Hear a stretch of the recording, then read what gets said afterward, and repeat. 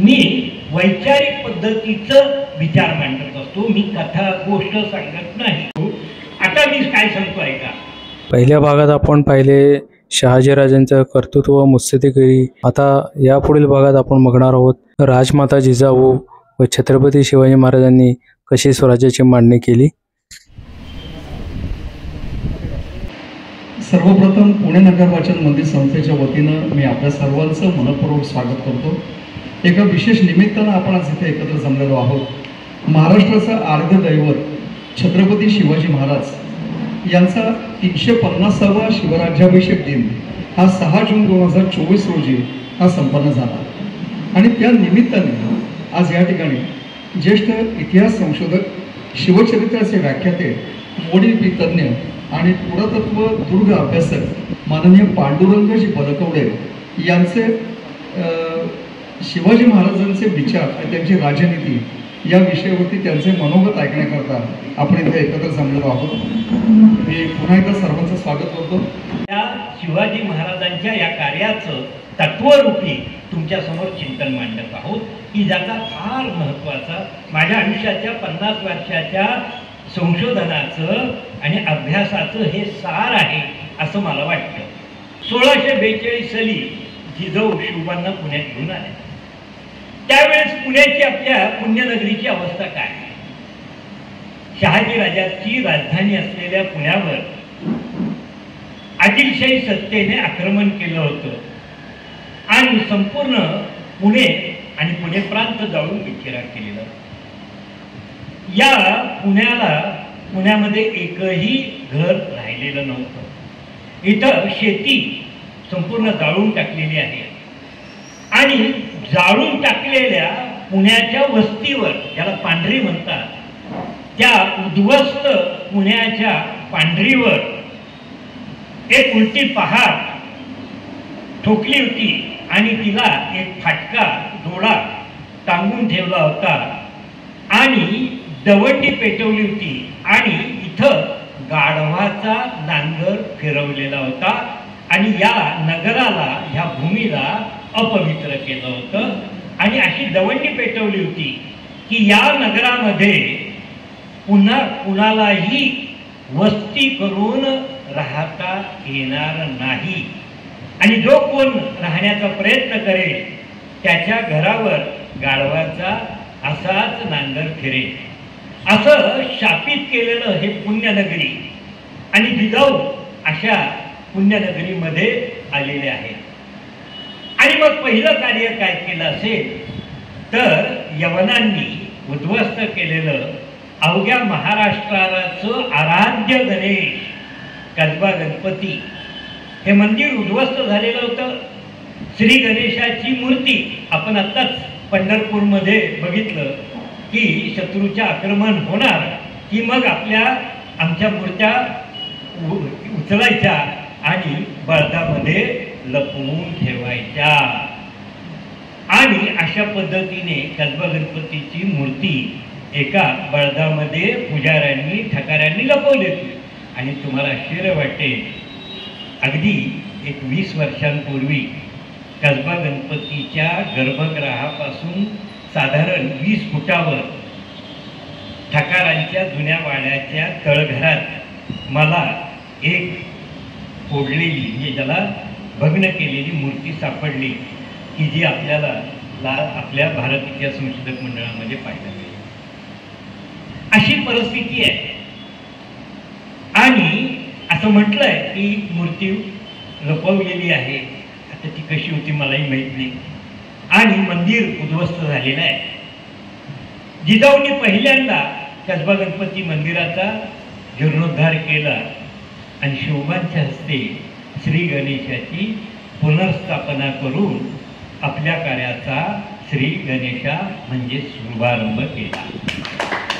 आणि दुसरं कार्य काय केलं असेल तर गाढवाचा नांगर फिरून शापित केलेल्या पुण्यामध्ये बालशिवबांच्या हस्ते सोन्याचा नांगर फिरून या भूमीला पवित्र केलं। आपल्याला जगाच्या इतिहासाचा जर आपण अभ्यास केला तर जगाच्या इतिहासामध्ये अनेक नगरांमध्ये गाढवाचा नांगर फिरल्याच्या नोंदी सापडतात.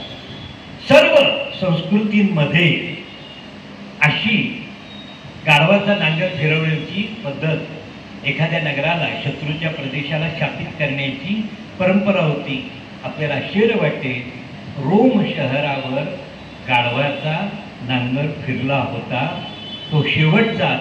त्यानंतर रोम शहर विध्वंस झालं आणि तेच विध्वंस झालेलं रोम शहर पुराव्याचं रूप म्हणून आपण पाहतो.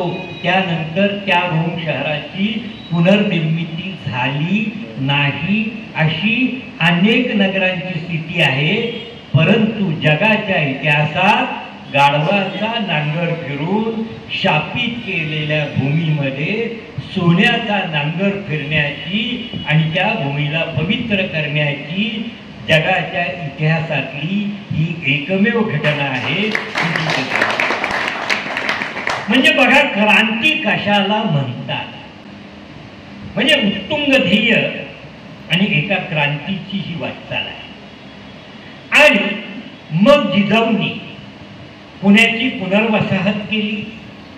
सर्व प्रजेला आवाहन केलं, अभय दिलं की तुम्ही आता इथं घर बांधा, शेती करा, व्यापार उदीम सुरू करा. आता शहाजीराजांच्या आज्ञेने त्यांचे विश्वासू कारभारी दादोजी कोंडदेव यांनी जिजाऊ आणि शोभाच्या वास्तव्यासाठी लाल महाल नावाच्या एका पवित्र वास्तूची निर्मिती केली होती. आणि त्याच पवित्र वास्तूमध्ये जिजाऊ एका युगपुरुषाला घडवते. एक मोठं आव्हान आहे. आता माझा पती नाही, पतीच्या अनुपस्थितीमध्ये मला माझ्या मुलाला घडवायचं आहे. आणि ते कसं घडवलं जिजाऊंनी, ती आदर्श माता काय? तर जिजाऊंनी शिवाजीराजांची 2 पातळ्यावरून त्यांची जडणघडण केलेली आहे.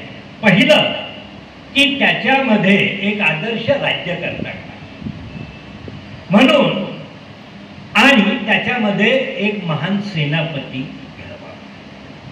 आणि तिसरी की तो संस्कृती पुनर्निर्माण करणारा, संस्कृतीचा जीर्णोद्धारक.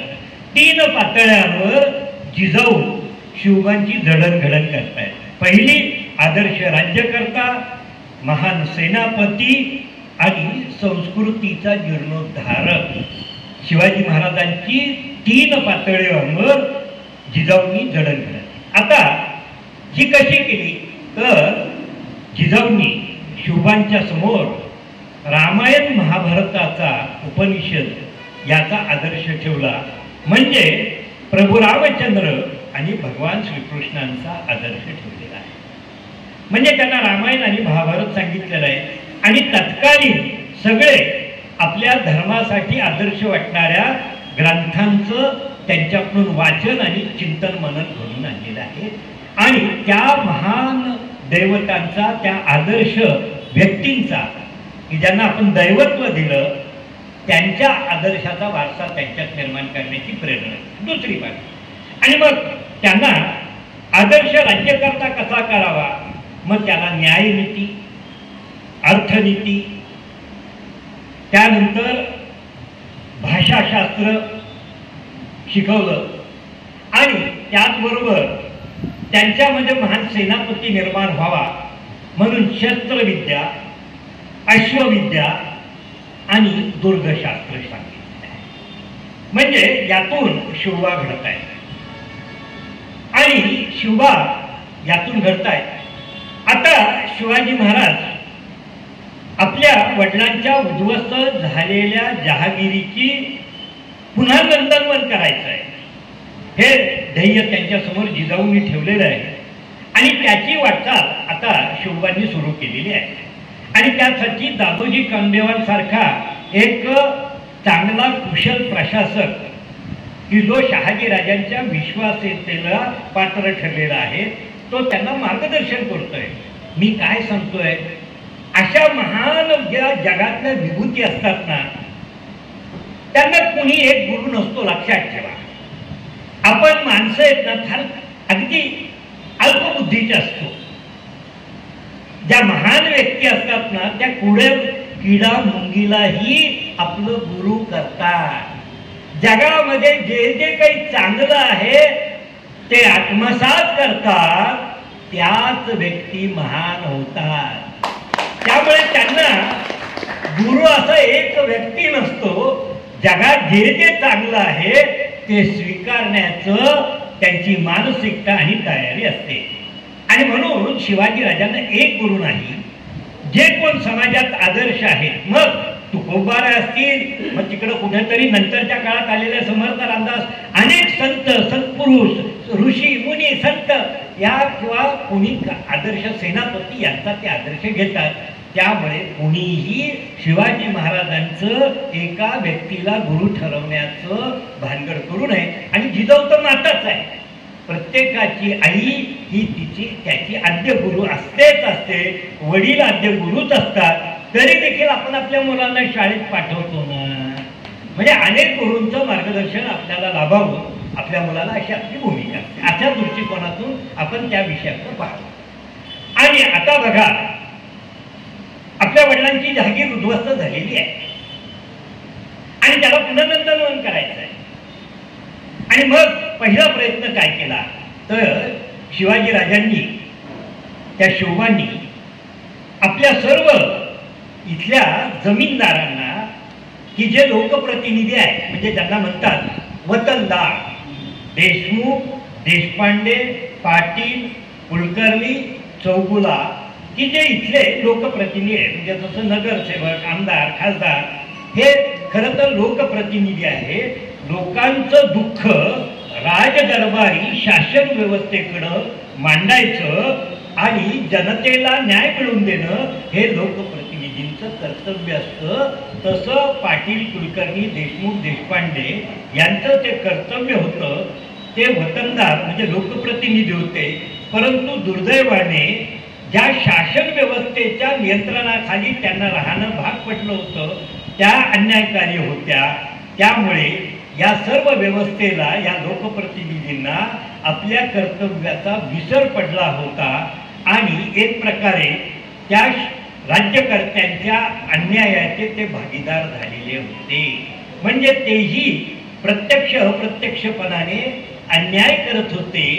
अशा वेळेस शिवाजी राजांनी या सर्व लोकप्रतिनिधींना म्हणजेच वतनदारांना त्यांच्या कर्तव्याची जाणीव करून दिली आणि त्यांना सांगितलं की तुम्ही आणि मी मिळून आपल्याला या देशामध्ये एक आदर्श व्यवस्था उभी करायची आहे. आणि मग त्यांनी सांगितलं की ही पडीक पडलेली भूमी लागवडीखाली आणायची आहे. आणि सर्व शेतकऱ्यांना त्यांनी आवाहन केले वतनदारांच्या माध्यमातून. पण बिचाऱ्या शेतकऱ्यांनी शिवाजी राजांकडे आल्यानंतर दुःख सांगितलं. काय सांगितलं? अरे बाबा, आज आमची अवस्था अशी आहे की आमच्या दावणीला बैलजोडी नाही, आमच्याकडं शेतीसाठी लागणारी अवजारं नाहीत, नांगर, कुळं, मैन, पेटाळी ती नाही, आणि आज आमच्या पोटाला अन्न नाही. सगळी भूमी पडीक पडलेली. तुम्हाला आश्चर्य वाटेल, एकेकाळचा सुवर्ण भारत ज्या कृषी प्रधान व्यवस्थेमुळे जगामध्ये समृद्ध होता, 17व्या शतकामध्ये भारताची परिस्थिती 40% भूमी लागवडीखाली आणि 60% भूमी पडीक पडलेली होती. म्हणजेच भारताचं राष्ट्रीय उत्पादन 100% 40% आलेलं होतं. हे सगळं मी पुराव्यादेखील म्हणतोय. अर्थशास्त्र, स्टॅटिस्टिकल हिस्ट्रीच्या आधारे म्हणतोय. ही भारताची परिस्थिती, मग मुघल साम्राज्य असो, आदिलशाही असो, कुतुबशाही असो, याचं कारण काय हेही मी सांगतो. या उलट शहाजीराजांच्या जहागिरीची परिस्थिती फक्त 20% शेतजमीन लागवडीखाली होती, 80% पडीक होती. केवढं मोठं आव्हान होतं शिवाजी राजासमोर, आणि हे आव्हान कसं पेलायचं? आता ही स्थिती का निर्माण झाली तर याला दोन संकट होती. भारताची कृषी व्यवस्था उद्ध्वस्त का झाली तर त्याची दोन कारणं होती. पहिली की ज्याला आपण आसमानी संकट म्हणतो आणि दुसरं सुलतानी संकट. आसमानी संकट म्हणजे निसर्गाचं संकट. कधी कोरडा दुष्काळ, कधी ओला दुष्काळ. उभं आलेलं पीक करपून जाणार किंवा उभं आलेलं पीक वाहून जाणार, याला आपण म्हणतो निसर्गाचं आसमानी संकट. आता सुलतानी संकट म्हणजे इथं असलेले शासनकर्ते धर्म जरी एकमेकाचा एकच असला तरी त्यांच्यात माणुसकी राहिलेली नव्हती. जो बापाचा नाही तो दुसऱ्या भावाचा कुठून होणार, आणि हे राज्य एकमेकावर आक्रमण करत होते. खरं तर आक्रमणानंतर एकमेकाचं सैन्य उभं राहिल्यानंतर समोरासमोर प्रश्न मिटायला हरकत नव्हता, परंतु शत्रूच्या प्रदेशावर आक्रमण करायचं, शत्रूचा प्रदेश बेचिराग करायचा, जाळून बेचिराग करायचा.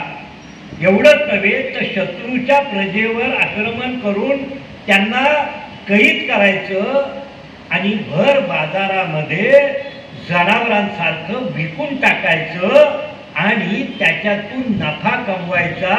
हा या देशातल्या शासनकर्त्यांचा एक नवा धंदा झालेला होता, व्यवसाय होता. अक्षरशः जनावरांसारखं लहान मुलं, स्त्री पुरुषांना गावागावामध्ये माणसांचा बाजार भरत होता. अशा पार्श्वभूमीवर शिवाजी महाराज हे काम करतायत आणि याला आपण सुलतानी संकट म्हणतो. आणि म्हणून शेती करणं लोकांनी सोडून दिलं होतं.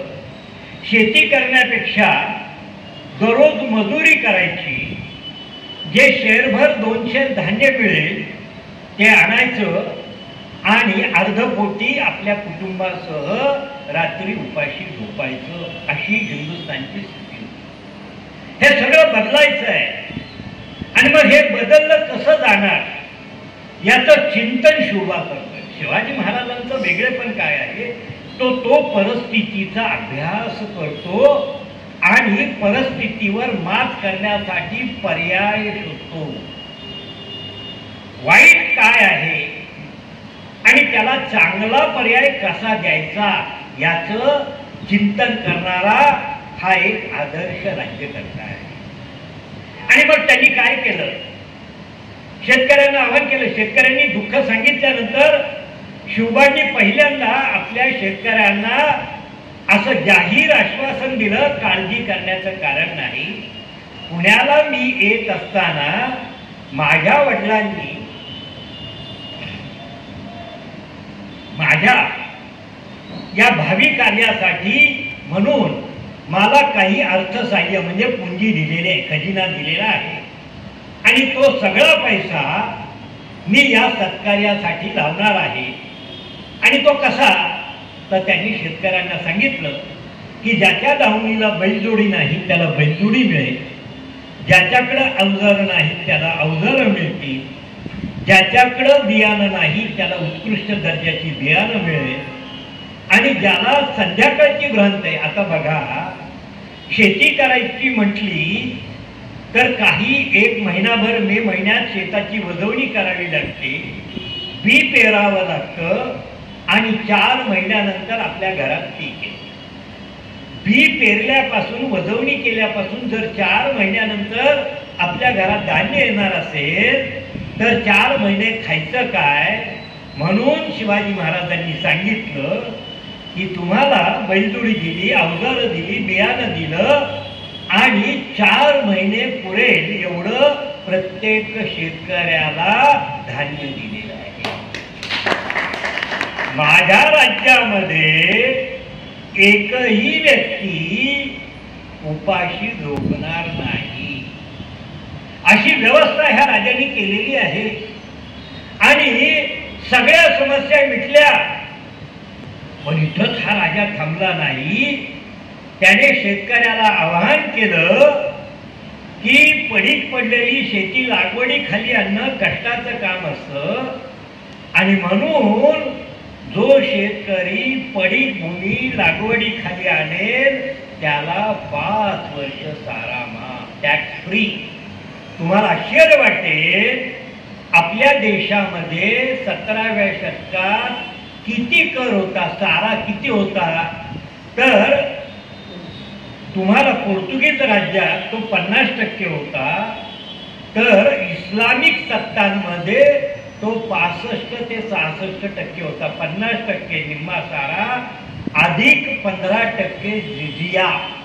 आता सांगा, तुमच्या उत्पन्नाच्या 65% जर तुम्हाला टॅक्स बसवला तर तुम्ही जगणार कसे?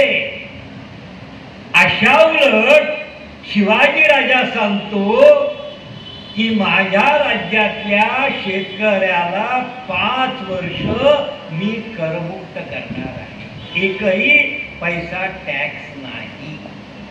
मध्ययुगामध्ये युरोप आशिया खंडात करमुक्त व्यवस्था करणारा हा पहिला राजा आहे. आणि मग ही मोठी क्रांती, कृषी क्रांती घडली. शेतकऱ्याचे प्रश्न मिटले, शेतकरी कामाला जुंपला. शिवाजी राजाने आव्हान दिलं, तुझ्यात जेवढी हिंमत आहे तेवढी शेती कर. कारण की आजची समस्या नव्हती. आज 140 कोटी होती आणि त्यावेळेस फक्त 4 कोटी हिंदुस्थानची जनसंख्या होती. त्यामुळे आज ज्या व्यक्तीच्या नावावर जेवढी भूमी आहे त्याच्या 20 पट भूमी त्याला मिळू शकणारी होती. आणि शेतकऱ्यांना आवाहन केलं. शेतकरी दिवस रात्र कामाला जुंपला आणि हळूहळू काय क्रांती घडली बघा. पहिल्या वर्षी 10%, दुसऱ्या वर्षी 10% करत शहाजी राजांच्या जहागिरीतली 100% भूमी 5व्या वर्षी लागवडीखाली आली होती. आणि इथं संपूर्ण नंदनवन निर्माण झालं होतं. आणि अशा पद्धतीने शिवाजी महाराजांनी या देशामध्ये अनेक शतकांनंतर यशस्वी कृषी क्रांती केली. आता कृषी क्रांतीतून शिवाजी महाराजांनी अर्थक्रांती कशी केली? तर बघा, कालपर्यंत भारतात 40%, शहाजी राजांच्या दहावीत 20%. आता बघा, आपण शत्रूचा प्रदेश घेऊ, आदिलशाही पुणे गाव आहे. आता इथं 1000 एकर भूमी आहे. त्या 1000 एकरामध्ये फक्त 40% लागवडीखाली आहे. म्हणजे 1000 पोती जिथं धान्य होणार होतं त्यातली 60% म्हणजे 600 एकराची भूमी पडीक पडलेली आहे. 400 एकर लागवडीखाली आहे. त्याच्यामध्ये 400 पोती धान्य पिकतं. त्या 400 पोत्यापैकी 60% अन्याय अत्याचाराने इथला आदिलशाह शासनकर्ता लुटून देतो. 400 एकरामध्ये 60% म्हणजे 240 पोती बादशाच्या खजिन्यात आणि 160 पोत्यामध्ये पुण्यातली जनता आपलं पोट भरत होती. आणि म्हणूनच ती अर्धपोटी होती. शिवाजी महाराजांच्या या कृषी क्रांतीमुळे इथं अर्थक्रांती काय घडली की त्याच पुण्यामध्ये 100% भूमी म्हणजे 1000 एकर जमीन लागवडीखाली आली. तिथं 1000 पोती धान्य पिकलं. शेतकरी समृद्ध झाला. आणि 6व्या वर्षी शिवाजी महाराजांनी शेतकऱ्यांना आवाहन केलं की बाबा रे, आता मी जे काही राष्ट्र कार्य करायला उभा राहणार आहे एक शासनकर्ता म्हणून, आता मला तुम्हाला महसूल द्यावा लागेल. आणि तो आपल्या संस्कृतीमध्ये जो कर किती असावा, राजाचं आणि प्रजेचं कर्तव्य सांगितलेलं आहे. ते नीतिग्रंथामध्ये सांगितलेलं आहे. आपल्या नीतिग्रंथामध्ये भीष्मनीती, शुक्रनीती, चाणक्य नीती ही 3 महत्वाची नीतिग्रंथ आपण मानू. त्यामध्ये राजाचं आणि प्रजेचं कर्तव्य सांगितलेलं आहे. राजाची 4 प्रमुख कर्तव्य आहेत. पहिलं राजाचं कर्तव्य की राजाने आपल्या प्रजेला आपलं कुटुंब मानावं, आपलं पुत्र संतान मानावं. आणि ज्याप्रमाणे बाप आपल्या मुलाबाळांचं आई वडील संगोपन करतात, रक्षण करतात, तसं राजाने आपल्या प्रजेचं रक्षण आणि संवर्धन संगोपन करावं. हे राजाचं पहिलं कर्तव्य. राजाचं दुसरं कर्तव्य की ज्या वेळेस आपल्या राज्यावर परचक्र येईल त्यावेळेस राजाने परचक्राशी संघर्ष करून आपल्या प्रजेचं, राज्याचं आणि आपल्या संस्कृतीचं रक्षण करावं. हे राजाचं दुसरं कर्तव्य. राजाचं तिसरं कर्तव्य, आपल्या राज्यामध्ये कोणी कुणावर अन्याय केला तर अन्याय करणाऱ्याला शासन करावं आणि ज्याच्यावर अन्याय झाला त्याला न्याय द्यावं. हे राजाचं तिसरं कर्तव्य. आणि राजाचं चौथं कर्तव्य, राजाने हे जे काही प्रशासन असतं ते प्रशासन द्यावं. हे राजाचं चौथं कर्तव्य. आता प्रजेची दोन महत्वाची कर्तव्य. पहिलं प्रजेचं कर्तव्य की राजा हे जे काही कार्य करतोय राष्ट्र, समाज आणि धर्म संस्कृतीच्या रक्षणाचं, म्हणून त्याला विष्णूचा अवतार मानलेला आहे. आणि त्याच्या या महान कार्यासाठी प्रजेने पहिलं कर्तव्य म्हणून राजासाठी धन त्याला द्यावं. ते कसं असावं? कराच्या रूपाने, ज्याला महसुलाच्या रूपाने द्यावं. ते त्याच्या उत्पन्नाच्या 1/3 द्यावं, 33%. आणि इथं असलेला सुलतान 66% करतो. शिवाजी राजाने कर निम्मा केला. आणि दुसरं प्रजेचं कर्तव्य की प्रजेने ज्या वेळेस आपल्या राज्यावर परचक्र येईल अशा वेळेस राजाच्या आव्हानानुसार प्रजेने राजाच्या सैन्यात सामील होऊन आपलं राष्ट्र, आपली संस्कृती आणि आपल्या प्रजेचं रक्षण करावं. आता बघा, शिवाजी राजांनी आपल्या प्रजेला 6व्या वर्षी सांगितलं की माझ्या या कार्यासाठी मला जे लागणारं धन आहे ते तुम्ही कराच्या रूपाने द्यावं, साऱ्याच्या रूपाने द्यावं. आणि तो सारा आपल्या भीष्मनीती, चाणक्यनीती, शुक्रनीतीमध्ये सांगितलाय उत्पन्नाच्या 1/3 म्हणजे 33% द्यावा. आणि तरी देखील अर्थक्रांती कशी घडते की 1000 कोट्यापैकी 33% शिवाजी राजांच्या हिंदवी स्वराज्यामध्ये 330 कोटी जमा झाले. म्हणजे अन्याय अत्याचार करून बादशाच्या खजिन्यात 60% म्हणजे 240 कोटी आणि शिवाजी महाराजांनी निम्मा महसूल करूनही शिवाजी महाराजांच्या खजिन्यात 330 कोटी जमा झाले. आता प्रजेकडं काय घडलं बघा. कालपर्यंत 160 कोट्यामध्ये आपल्या पुण्याची प्रजा पोट भरत होती आणि म्हणूनच ती अर्धपोटी होती. आता या शिवाजी महाराजांच्या कृषी क्रांतीमुळे प्रजेकडं 670 कोटी धान्य शिल्लक राहिलं. 160 कोट्यात पोट भरणाऱ्या जनतेकडं ज्या वेळेस 670 कोटी धान्य शिल्लक राहतं आणि मग एक सामाजिक क्रांती त्यातून कशी निर्माण होते बघा. आता शेतकरी समृद्ध झाला आणि मग काय क्रांती घडली बघा. अर्थक्रांती मी सांगितली. प्रजा समृद्ध झाली, राजाही समृद्ध झाला आणि राष्ट्र समृद्ध झालं. आता शिवाजी महाराजांनी सामाजिक क्रांती कशी केली. कालपर्यंत शेतकऱ्याच्या पायामध्ये जोडा नव्हता, अंगावर वस्त्र नव्हतं, राहायला घर नव्हतं. शिवाजी महाराजांच्या या कृषी क्रांतीमुळे, अर्थक्रांतीमुळे नवी सामाजिक क्रांती कशी घडली बघा. आता बघा, शेतकऱ्याच्या पायात जोडा नव्हता, शेतकरी समृद्ध झाला. पहिली गरज, तो बाजारात गेला, त्याने नवा जोडा घेतला. आमच्या चर्मकार बांधवाला काम मिळालं. कालपर्यंत अंगावर वस्त्र नव्हतं, समृद्ध झाला, बाजारात गेला, आपल्या कुटुंबासाठी त्याने 10-20 मीटर कापड घेतलं. विणकर बांधवाला काम मिळालं. त्याचं वस्त्र शिवलं, आमच्या शिंपी बांधवाला काम. कालपर्यंत राहायला घर नव्हतं, उघड्यावर राहत होता. आता तो समृद्ध झाला, घरामध्ये धान्याच्या राशी भरल्या, त्याने घर बांधायला घेतलं. आमच्या गवंडी बांधवाला काम मिळालं, सुतार बांधवाला काम मिळालं, लोहार बांधवाला काम मिळालं, वीट बनवणाऱ्या कुंभार बांधवालाही काम मिळालं. अशा पद्धतीने शिवाजी महाराजांनी शेतकरी आणि शेतकऱ्यावर अवलंबून असलेला 18 पगड जातीचा 12 बलुतेदार की ज्याला आपण कारागीर म्हणतो त्याच्या हाताला काम दिलं आणि त्याला समृद्ध केलं.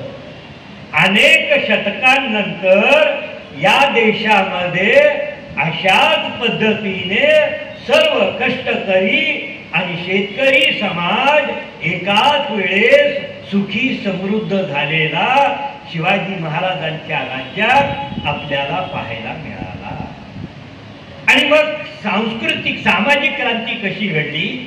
कारण की बघा, आर्थिक जेव्हा आपल्याला दारिद्र्य येतं आणि समाजाला अप्रतिष्ठा होते, शिवाजी महाराजांनी सर्व समाजाला सुखी समृद्ध केल्यामुळे त्यांच्यातली दरी कमी झाली. एकमेकाकडं नीचता आणि तुच्छता म्हणजे उच्च आणि नीच ही जी भावना होती ती संपुष्टात आली. सर्व समाज एकमेकाकडं सन्मानाने पाहायला लागला आणि सर्व समाज एकसंग झाला. आणि मग समाजाच्या सर्व 18 पगड जातीच्या 12 बलुतेदार शेतकरी वर्गाच्या मनात ही पहिल्यांदा भावना निर्माण झाली की आपण सगळे समान आहोत आणि आपण सगळे सुखी आहोत आणि आपल्याला सुखी करणारा हा शिवाजी रूपी प्रभू रामचंद्र आहे आणि त्याने निर्माण केलेलं हे हिंदवी स्वराज्य आहे. आता बघा, नवी क्रांती, मी तुम्हाला सामाजिक क्रांती किती सहजतेने अगदी 2-4 वाक्यामध्ये सांगितली. आणि आता शिवाजी महाराजांची राष्ट्रक्रांती, हा सगळं हे एक नवं मॉडेल आहे. शिवाजी महाराजांनी एक आदर्श रामराज्याचं मॉडेल, एका भावी हिंदवी स्वराज्याचं मॉडेल आपल्या वडिलांच्या जहागिरीमध्ये वडिलांचा कारभारी म्हणून सक्सेस म्हणजे यशस्वी करून उभं केलेलं होतं. आता याचा परिणाम काय घडला? त्या शहाजी राजांच्या जहागिरीतल्या प्रजेच्या मनात एक उच्च विचार निर्माण झाला. काय विचार निर्माण झाला? इथं असलेली कालपर्यंतची निजामशाही, आदिलशाही, या राज्याच्या काळामध्ये असलेलं दारिद्र्य, अन्याय, अत्याचार आणि शिवाजी नावाच्या या एका आदर्श राज्यकर्त्याने निर्माण केलेलं हे सुख आणि राज्य. आणि मग साहजिक विचार निर्माण झाला पहिल्यांदा या देशामध्ये की आपल्याला हे सुख कोणी निर्माण केलं? तर ह्या राजांनी निर्माण केलेलं आहे आणि त्याच्या राज्यामुळे निर्माण झालेलं आहे. आणि मग आपलं हे सुख शाश्वत टिकायचं असेल तर आपला हा राजा टिकला पाहिजे आणि त्याचं हिंदवी स्वराज्य टिकलं पाहिजे. ही भावना पहिल्यांदा या देशामध्ये पहिल्यांदाच अनेक शतकांनंतर निर्माण झाली आणि सर्व प्रजा स्वराज्य आणि शिवाजी याच्या रक्षणाला सिद्ध झाली. हे राज्य टिकायचं असेल, हा राजा टिकायचा असेल, माझं सुख टिकायचं असेल तर आता मलाच सिद्ध व्हावं लागेल. आणि या भूमिकेतून स्वराज्याची सर्व प्रजा शिवाजी राजा आणि त्याच्या स्वराज्याच्या रक्षणाला सिद्ध झालेली आहे आणि कोणताही त्याग आणि बलिदानाला सिद्ध. ही प्रक्रिया ज्याला आपण वर्तमान काळामध्ये जगामध्ये ज्याला राष्ट्रवाद म्हणतात. राष्ट्रवाद म्हणजे काय? की मी ज्या राष्ट्रामध्ये राहतो ते राष्ट्र माझं रक्षण करतंय चांगल्या पद्धतीने आणि माझं संवर्धन करतंय. जर एखाद्या राष्ट्रामध्ये माझं रक्षण होत नसेल आणि माझं संगोपन होत नसेल तर त्या राष्ट्राविषयी माझ्या मनात राष्ट्रवाद निर्माण होण्याचं कारणच नाही. म्हणूनच इंग्रजी राज्य आपल्याला अन्यायकारी वाटत होतं. आदिलशाही, निजामशाही, कुतुबशाही, मुघल राज्य, पोर्तुगीज, इंग्रज यांचं राज्य हे आपल्यावर अन्यायकारी आहे आणि त्या राज्याविरुद्ध उठाव करून एक आदर्श स्वराज्य रूपी राज्य निर्माण करायचं, जे शिवाजी महाराजांचं ध्येय होतं तेच लोकमान्य टिळक सावरकर या आमच्या स्वातंत्र्य सैनिकांना वाटत होतं. जो विचार शिवाजी महाराजांनी अनेक शतकांपूर्वी या देशामध्ये रुजवलेला आहे. आणि मग सगळी जनता शिवाजी आणि त्याच्या राज्याला सिद्ध झाली. ती कशी झाली, तो विचार काय होता, हे आपण थोडक्यात समजून घ्या. आता छोटीशी कथा बघा, तानाजी मालुसरे यांची आहे. कथा काय आहे तर कुटुंबाचं सर्वोच्च कार्य आहे आणि त्या कार्याचं निमंत्रण घेऊन तानाजी शिवाजी राजांकडे गेलेला आहे. आणि अशा वेळेस त्याच्या असं लक्षात आलं की माझा राजा, माझा स्वामी हा कशाच्या तरी काळजीत आणि चिंतेमध्ये आहे. आणि म्हणून आपल्या घराचं निमंत्रण, कार्याचं निमंत्रण देण्या अगोदर तो शिवबांना पहिल्यांदा म्हणाला की महाराज कशाची काळजी करता, चिंता करताय हे मला सांगा. आणि मग शिवबांनी त्यांना सांगितलं की आग्र्याच्या किल्ल्यातून सुटून आलो, 23 किल्ले मुघलांना दिले आणि जोपर्यंत हे किल्ले पुन्हा स्वराज्यात येत नाही तोपर्यंत स्वराज्य आणि त्यातल्या प्रजेचं रक्षण होत नाही. आणि म्हणूनच मला चिंता आहे की हे 23 किल्ले आणि या 23 किल्ल्याचं एक प्रकारे हृदय असलेला तो कोंढाणा हाही शत्रूच्या ताब्यात आहे. तो कोंढाणा जिंकायला कधी आणि कसं जावं. हे ऐकल्याबरोबर तानाजी उभा राहिला आणि शिवबांना म्हणाला की महाराज हा तानाजी जिवंत असताना तुम्ही कशाची काळजी करता, मला फक्त आज्ञा द्या.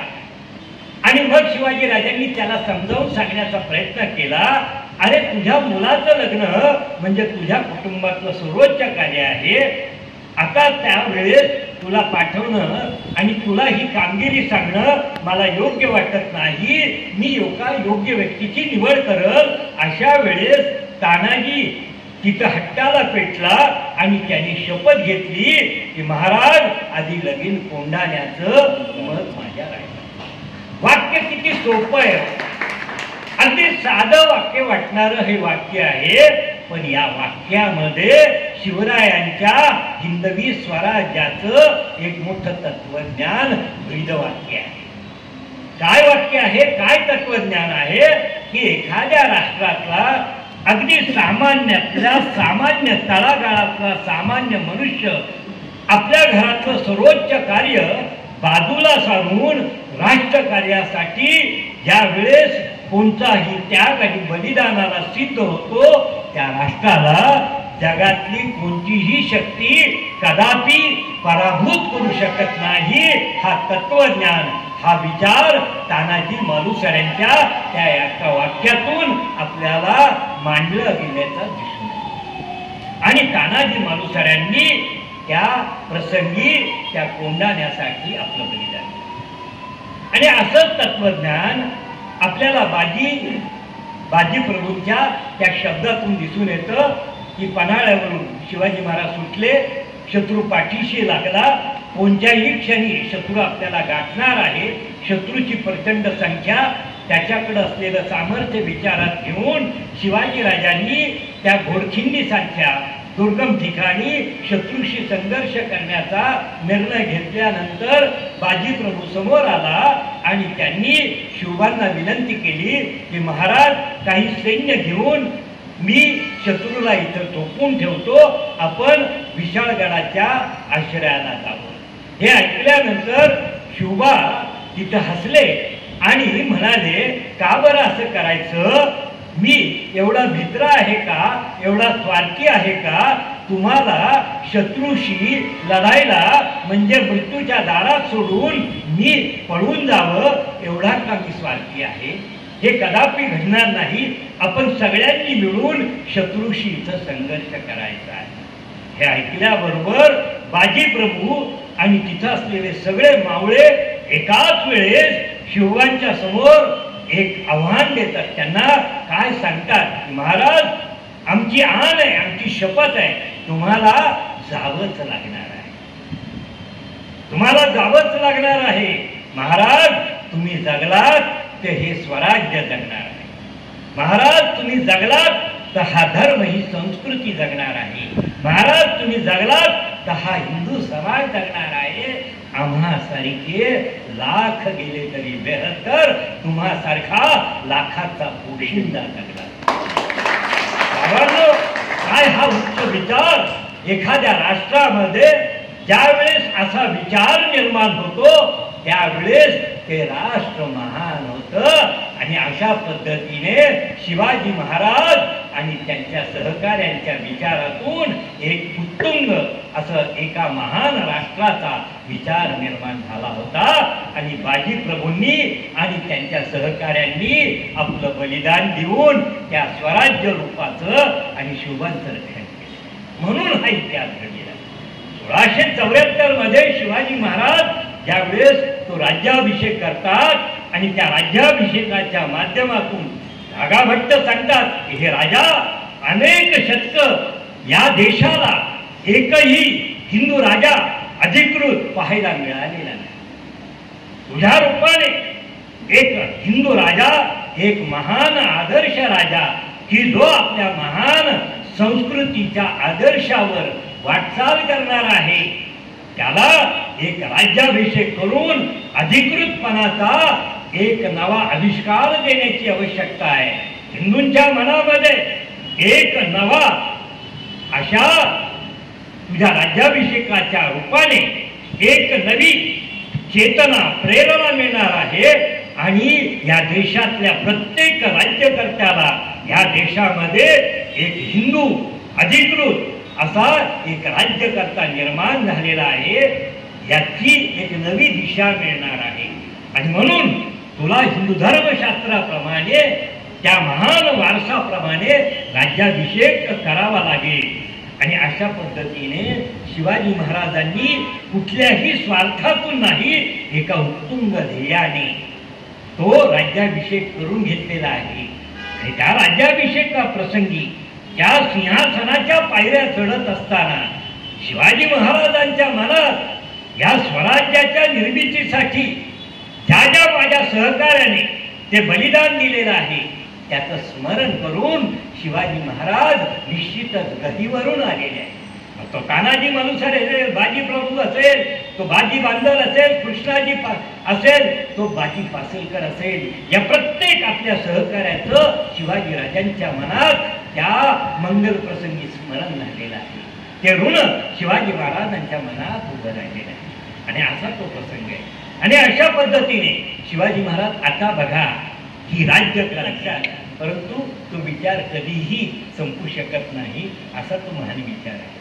त्याला माझ्या वाणीला मर्यादा आहे, माझ्या लेखणीला मर्यादा आहे, पण शिवचरित्राला आणि त्यांच्या कर्तृत्वाला मर्यादा अलग लक्षात. आणि बघा, आणि मग शिवाजी महाराजांची राज्य क्रांती कशी घडली. मी काय सांगतो, आपण काय म्हणतो स्वराज्य आणि सुराज्य. आपण सगळेजण इतिहासकार स्वराज्याकडून सुराज्याकडे म्हणताय. मी उलट सांगतोय, शिवाजी महाराज सुराज्याकडून स्वराज्याकडे गेले. कारण की शिवाजी महाराजांनी आपल्या वडिलांच्या जहागीर रूपी राज्यामध्ये त्या स्वराज्यामध्ये हे सुराज्य केलं आणि मग पारतंत्र्यामध्ये स्वराज्य उभं केलेलं आहे. कारण की त्यांचं राज्य आहेच आहे, त्यांनी स्वराज्य उभं केलं, ते स्वराज्य पारतंत्र्याविरुद्धचं. आता बघा, जिथं जिथं हे छोटस अगदी एका जिल्ह्याच्या 1/4 आहे. आणि मग आता घडतं क्रांती बघा, एक नवी राष्ट्र क्रांती कशी घडती बघा. की त्या शहाजी राजांच्या जहागिरीला लागून असलेल्या ह्या शिरवळच्या पुढं, तिकडं चाकणच्या पुढं, त्या आपल्या त्या माळा मावळाच्या खाली, आणि तुम्हाला असे वाटेल की आपल्या या दौंडाच्या परिसराच्या पुढे, म्हणजे 2-3 तालुक्याचं हे छोटस राज्य. आजूबाजूला इथल्या प्रजेचे सगळे नातेवाईक आहे. मी काय सांगतो ऐका, मी काय सांगतो शांतपणा. मग इथं असलेला मराठा असेल, शेतकरी असेल, माळी असेल, साळी असेल, कोळी असेल, इथं असलेला तो मुसलमान मुलानी असेल, इथं तो काझी असेल, इथं असणारा तो बांगडेवाला मुसलमान कासार असेल, हे सगळे ह्या सुखाचे भागीदार झालेले आहे. तो मुसलमान असला तरी मुघलांच्या राज्यामधला सामान्य मुसलमान हा दुःखात आणि संकटातच होता. म्हणजे इथं असलेली मुघल सत्ता आदिलशाही मधल्या गोरगरीब सामान्य मुसलमानाची ही अवस्था दारिद्र्याची होती. शिवाजी राजाच्या त्या छोट्याशा स्वराज्यामध्ये सर्व सुखी झाल्यानंतर इथं असणारा तो सामान्य मुसलमानाच्याही हाताला काम मिळालं होतं आणि तोही सुखी झाला होता आणि त्यालाही स्वराज्याचं महत्व कळालं. आणि मग त्यांचे नातेवाईक आजूबाजूला राहत होते आणि मग त्यांना हे सगळं दिसत होतं. ते सगळे अन्याय अत्याचारामध्ये पारतंत्र्यात होते. ते शिवाजी राजाकडे यायला लागले की हे राजा, आम्हाला ह्या गुलामीतून मुक्त कर. जसं तुझ्या वडिलांच्या जहागिरीत तू मुक्त केलं, आम्हाला का नाही मुक्त करत? आणि इथं बघा नव्या स्वराज्याची कल्पना निर्माण झाली. आणि मग शिवाजी राजाच्या समोर एक नवं आव्हान आलं की आपल्या वडिलांच्या जहागिरीच्या बाहेर नवं स्वराज्य उभं करायचं आहे आणि त्यासाठी संघर्ष करावा लागणार आहे. मग शिवाजी राजांनी त्या शेतकऱ्यांना सगळ्यांना सांगितलं, बाबा रे, हा सामान्य संघर्ष नाही. एका बाजूला आदिलशाही मुघल सत्ता आहे आणि एका बाजूला मी 200-300 गावाचा छोटासा जहागीरदार, एका बाजूला हजारो गावांचा जहागीरदार आणि कुठे 400 गावाचा जहागीरदार. माझं त्यांच्याशी मनुष्यबळ, साधन सामुग्री, पैसा, शस्त्रास्त्र, मी कसा त्यांच्या संघर्षाला उभा राहणार? आणि मग हा संघर्ष यशस्वी करायचा असेल, कारण की मी आता डिवचणार आहे, आदिलशाहीवर आक्रमण करणार, मुघलांवर आक्रमण करणार आणि त्या सत्ता माझ्या विरोधात युद्धाला आक्रमण करून येणार आहे. आणि मग एकट्याने मी काय करणार? माझ्या पदरी 500 सैनिक आहे आणि यांच्याकडे तर 50,000 सैनिक आहे. आणि मग मी काय करणार? मला कोणीही चिरडून टाकेल. आणि मग या संघर्षामध्ये तुम्ही माझ्या खांद्याला खांदा लावून उभा राहणार का? शेतकऱ्यांनी सगळ्यांनी पुकार केला. तुम्ही सांगायचं आव्हान, हातातलं शेतीचा अवजार बाजूला ठेवू आणि हातामध्ये शस्त्र धरू. बघा, चीनच्या युद्धाच्या वेळेस लाल बहादूर शास्त्रींनी सांगितलं, जय जवान आणि जय किसान.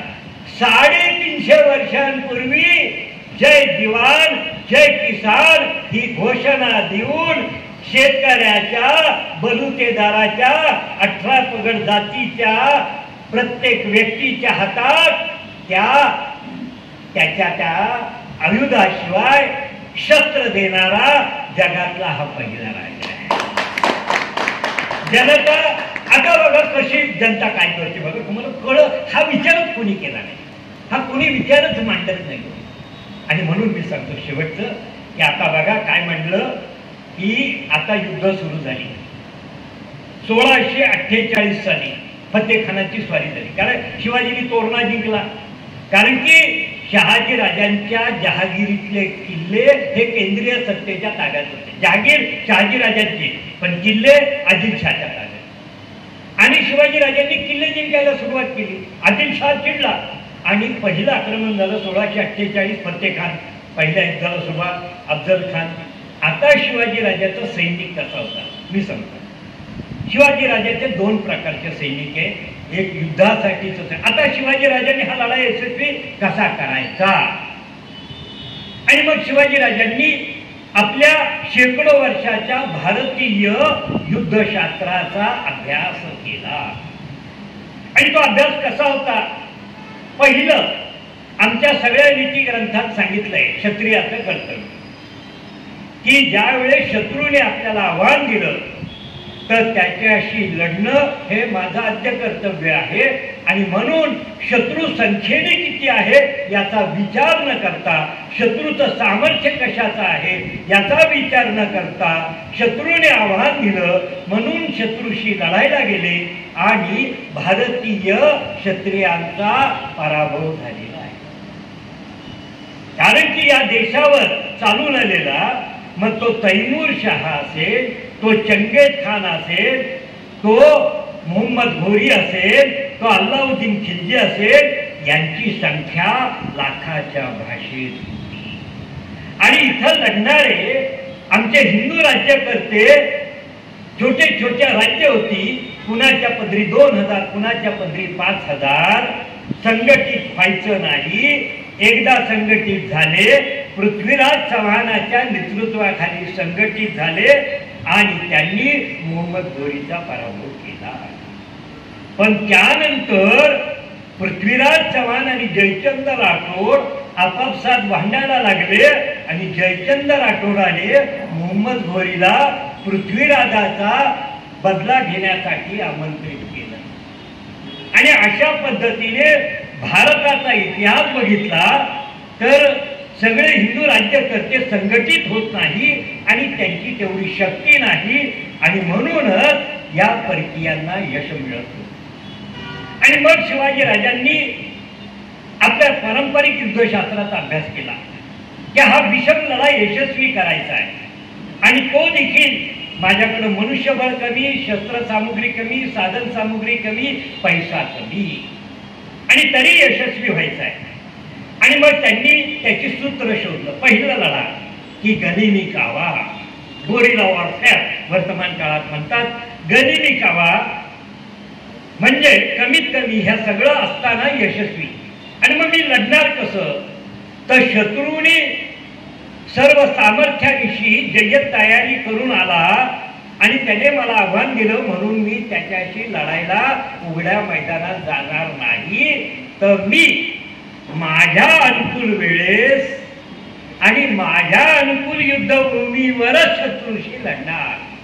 म्हणजे मी जावळीच्या आश्रयाने लढणार आणि मी रात्री बेरात्री शत्रू बेसावध असतानाच लढणार. म्हणजे छापातंत्र. म्हणजे शत्रूचं 10,000चं लष्कर आहे, शिवाजी राजाकडं फक्त 500 किंवा 1000 आहे आणि मग शत्रू झोपलेला आहे मध्यरात्रीला आणि मग शत्रू शिवाजी राजा 500चं सैनिक घेतो, त्या 10,000 सैन्याच्या तळाच्या एका भागावर आक्रमण करतो आणि काही क्षणात तास अर्धा तासात शत्रूचं जेवढं नुकसान करता येईल तेवढं करतो, जेवढं लुटता येईल तेवढं येतो, जाळपोळ करतो, शत्रूचं नुकसान करतो आणि शत्रू झोपेतून उठून शस्त्र घेऊन बाहेर येण्याच्या आत शत्रू आपल्या प्रत्येक व्यक्तीला घेऊन उभा राहतो, पळून जातो. आणि मग शत्रूला कळत नाही शत्रू मला दिसत नाही, तो कधी रात्री हल्ला करतो म्हणून त्यांचा सेनानायक सांगतो रात्री कोणी झोपायचं नाही आणि मग हा पहाटे हल्ला करतो आणि म्हणून पहाटे झोपायचं नाही, मग हा सकाळी हल्ला करतो आणि मग रात्री पहाट सकाळी झोपलेला नाही अशा वेळेस हा दुपारी हल्ला करतो. आणि अशा पद्धतीने शिवाजी महाराज शत्रूला अगदी विवश करून सोडतात आणि कमीत कमी शत्रूवर हल्ला अचानक हल्ला करून शत्रूचा वर मात करतात. दुसरी गोष्ट दुर्गम सह्याद्री आणि त्यातल्या गडकोटांच्या सहाय्याने हा लढा यशस्वी करतात. आणि अशा पद्धतीने शिवाजी महाराज शत्रूवर आपण युद्धामध्ये प्रत्येक ठिकाणी मात केलेलं आपल्याला पाहायला मिळेल. आणि अशा पद्धतीने शिवाजी महाराजांनी हा लढा यशस्वी केला. यामध्येही बोलण्यासारखं वेगळं आहे परंतु मी आता सांगू शकत नाही. आणि शेवटी सांस्कृतिक एका बाजूला मगाशी सांगितलं की इथं धर्मस्थळ नाही, लोकांना आपला धर्म जगण्याचा अधिकार राहिलेला नाही. आणि अशा वेळेस शिवाजी महाराजांनी अनेक पातळ्यांवर आपल्या संस्कृतीचं रक्षण आणि आपला जीर्णोद्धार कसा केला. पहिली गोष्ट सांगतो की ज्यावेळेस इथं कुणी यावं आणि आपल्या बांधवांना, हिंदू बांधवांना पाठवा आणि अन्याय अत्याचाराने आपला धर्म लादा अशा वेळेस आपला धर्म परंपरागत आमचे धर्म मानकण यांनी धर्मामध्ये परधर्मातून पुन्हा आपल्या स्वधर्मात येण्याचा मार्ग बंद केलेला आणि त्याचमुळे आमच्या हिंदू संस्कृतीचं सनातन संस्कृतीचं कधीही भरून न येणारं नुकसान झालं. परधर्मात अन्याय अत्याचाराने गेलेल्या व्यक्तीला स्वधर्मात येण्याचा मार्गच नव्हता आणि अशा वेळेस शिवाजी महाराजांनी सांस्कृतिक क्रांती केली आणि परधर्मात स्वधर्मात येण्याचा पहिला मार्ग खुला केला. आपला मेहुणा बजाबा निंबाळकर ज्याला अत्याचाराने बाटवलं गेलं होतं त्याला त्यांनी पुन्हा स्वधर्मात घेतलं. पण प्रश्न निर्माण झाला होता, स्वधर्मात आलेल्या त्या व्यक्तीचं स्वधर्मातलं स्थान कसं निश्चित करायचं आणि अशा वेळेस त्याला प्रतिष्ठा कशी प्राप्त करून द्यायची. 21व्या शतकात आज आपल्याला शक्य होत नाही. अशा वेळेस या राजाने काय क्रांती केली बघा. त्या बजाबा निंबाळकर आपल्या सईबाईचा भाऊ त्याला पुन्हा हिंदू करून घेतलं. इथंच न थांबता त्याला सन्मान आणि प्रतिष्ठा देण्यासाठी त्याचा मुलगा महादाजी याला आपल्या पोटची पोरगी दिली. नेतोजी पालकर कुली खान झाला होता, त्याला स्वधर्मात घेतलं, त्याला मुलगा नव्हता म्हणून त्याच्या पुतण्याला मुलगी दिली. आज शक्य आहे का आपल्याला सांगा. आपल्या हिंदू धर्माचं रक्षण संवर्धन करायचं आहे, परधर्मात गेलेल्याला स्वधर्मात सन्मानाने घ्यायचं आहे. आपण आपली मुलगी देणार का, आपली बहीण देणार का, हा पहिल्यांदा विचार करा आणि मग शिवाजी राजाचं महात्म्य समजून घ्या. उगीच नाही कार्य उभं राहा. ते कार्य त्यांनी केलं, दुसरं कार्य सांगतो. या अन्याय अत्याचाराने कुणी यावं. खरं सांगायचं तर कुठल्याही धर्म बांधवाला आपल्या धर्माचा प्रसार करण्याचा अधिकार असावा असं मानवता सांगते. परंतु आपला धर्म प्रसार करण्यासाठी, आपली धर्मस्थळ उभं करण्यासाठी दुसऱ्या धर्माच्या श्रद्धास्थानांचा विध्वंस करण्याची कुठेही गरज नाही. परंतु दुर्दैवाने असं घडत होतं आणि मग काही प्रसंग असे घडलेले. शिवाजी महाराज दक्षिण दिग्विजयाला गेले आणि तामिळनाडूमध्ये असताना तिथं काही घटना घडली होती. नुकतंच काही महिन्यांपूर्वी, काही दिवसांपूर्वी घटना घडली होती. एक तिरुमलाई नावाचं देवस्थान होतं की जे त्या भागातलं पंढरपूर सारखं श्रद्धास्थान होतं. त्या जुलमी शासनकर्त्यांनी त्याच्यावर आक्रमण करून त्याचा विध्वंस करून त्या मंदिराच्या ठिकाणी मशीद बांधली. जखम ताजी होती, लोकांच्या भावना तीव्र होत्या. तिथली जनता शिवाजी राजांकडे आली आणि त्यांनी सांगितलं की तू हिंदू धर्म रक्षक, संस्कृती रक्षक आहात असं आम्हाला समजलंय. आमच्यावर एवढा प्रचंड अन्याय झालेला आहे, अनेक पिढ्या शतक आम्ही जिथं नतमस्तक झालो तिथं विध्वंस झालेला आहे, आम्हाला न्याय द्या. आणि मग शिवाजी राजांनी सांगितलं की खरं तर हे करण्याची गरज नव्हती, तुम्ही आमच्यावर, आमच्या धर्म बांधवांवर अन्याय केला आणि म्हणून शिवाजी महाराजांनी ती मशीद पाडण्याची आज्ञा केली. परंतु तिथं मंदिर बांधण्याची आज्ञा केली, परंतु हिंदू बांधवांना जाणीव करून दिली की इथं मंदिर बांधल्यानंतर त्या मंदिराला वाळीत टाकता येणार नाही, तुम्हाला पूर्वीप्रमाणे तिथं जाऊन आपल्या त्या देवस्थानाचा जीर्णोद्धार करा. हे उदाहरण आहे. दुसरं कर्नाटकमध्ये कुर्ग डिस्ट्रिक्टमध्ये शोभनाचलपती ब्रह्मा विष्णू महेशाचं मंदिर होतं.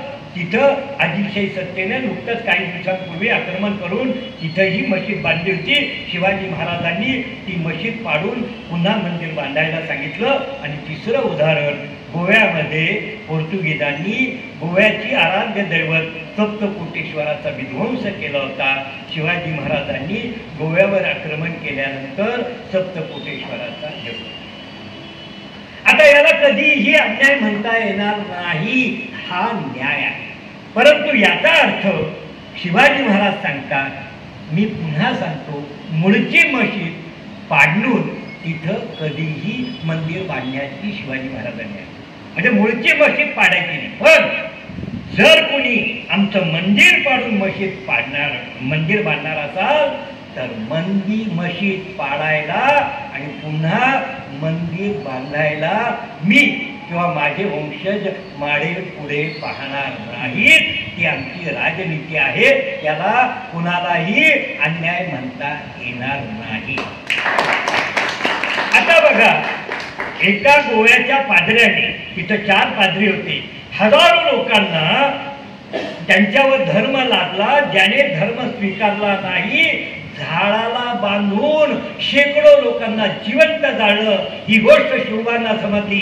शिवाजी महाराजांनी त्या पादऱ्यांना पकडून आणलं आणि त्यांना सांगितलं की तुम्ही का असा अन्याय केला. आता मी एक राजा म्हणून तुम्हाला आज्ञा करतो की तुम्हाला माझा धर्म स्वीकारावा लागेल. त्यांनी सांगितलं आम्ही स्वीकारणार नाही. आणि मग शिवाजी राजांनी सांगितलं की याचं शासन म्हणून तुम्हाला मृत्यूदंड दिला जाईल. शिवाजी राजांनी 4 अन्याय करणाऱ्या त्या पादऱ्यांची शिर कापून त्यांना मृत्यूदंड दिला. त्याचं चित्र गोव्याच्या आपल्या संग्रहालयामध्ये शिवाजी महाराजांच्या त्या कृत्याचं.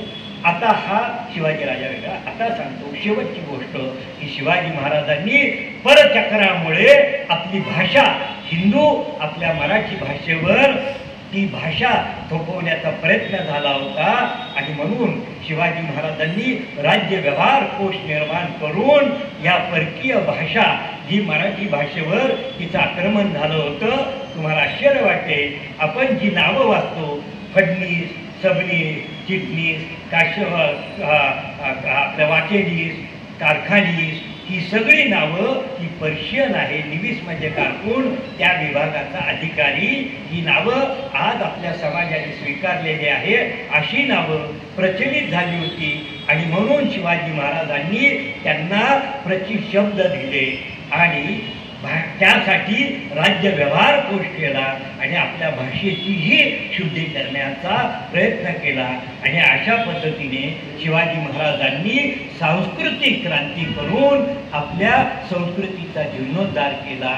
शिवाजी महाराजांनी आरमार स्थापन करून आणि सागरी किल्ले बांधून ज्या समुद्राच्या मार्गाने आपल्या देशावर युरोपियन सत्तांनी आक्रमण केलं आणि पारतंत्र्य आपल्या देशात निर्माण झालं. म्हणून शिवाजी महाराजांनी सिंधुदुर्ग, विजयदुर्ग, सुवर्णदुर्ग, पद्मदुर्ग असे अनेक किल्ले बांधले आणि एक सशक्त आरमार बांधून आपल्या सागरी मार्गाचं संरक्षण केलं. आणि म्हणूनच विजयनगरच्या साम्राज्यानंतर पहिल्यांदा स्वकीयांचं सशक्त आरमार आणि सागरी सामर्थ्य निर्माण करणारा हा पहिला राजा आहे. आणि अशा पद्धतीने शिवाजी महाराजांनी या राष्ट्राला एक सशक्त, संस्कृतीला सशक्त आणि एक आदर्श प्रशासन निर्माण करण्याचा प्रयत्न केला. आपल्या अधिकाऱ्यांच्या समोर ते सांगतात की बाबा रे, कुठल्याही कलेक्टर असो किंवा कुठलाही असो अधिकाऱ्याने, सरकारी सेवकाने जनतेच्या एका भाजीच्या देठाचीही अपेक्षा करता कामा नये. भाजीचा सोडा हो, भाजीचा देठ जरी तू जनतेवर अन्याय करून मिळवण्याचा प्रयत्न केला तर हा राजा त्याला राष्ट्रद्रोह मानून कठीणातली कठीण शिक्षा दिली जाईल. असं एक भ्रष्टाचार मुक्त, सशक्त, भयमुक्त, दहशतमुक्त, विज्ञाननिष्ठ एक लोककल्याणकारी राज्य शिवाजी महाराजांनी 350 वर्षांपूर्वी या देशामध्ये निर्माण केलं. याचा परिणाम काय झाला बघा की शिवाजी महाराजांचे शत्रू मग ते इंग्रज असतील आणि पोर्तुगीज असेल, शिवाजी महाराजांची तुलना अलेक्झांडरशी करतात, ज्युलियस सीझरशी करतात. परंतु ज्युलियस सीझर आणि अलेक्झांडर हे जगातले एक अजिंक्य योद्धे होते, परंतु ते शिवाजी महाराजांसारखे आदर्श लोककल्याणकारी शासन करते राज्य करते. शिवाजी महाराज जेवढा महान सेनापती होता तेवढाच तो महान लोक कल्याणकारी राजा, मानवतेचं कल्याण करणारा राजा होता. आणि म्हणूनच शिवाजी महाराजांविषयी मी नेहमी सांगतो, प्रभू रामचंद्रांचं चारित्र्य आणि भगवान श्रीकृष्णांची राजनीती याचा संगम म्हणजे छत्रपती शिवाजी महाराज. त्यांना आपण देवाल वंदन करू. आणि मी इथेच त्यांना नतमस्तक होऊन माझे 4 शब्द संपवतो. जय श्रीराम. धन्यवाद.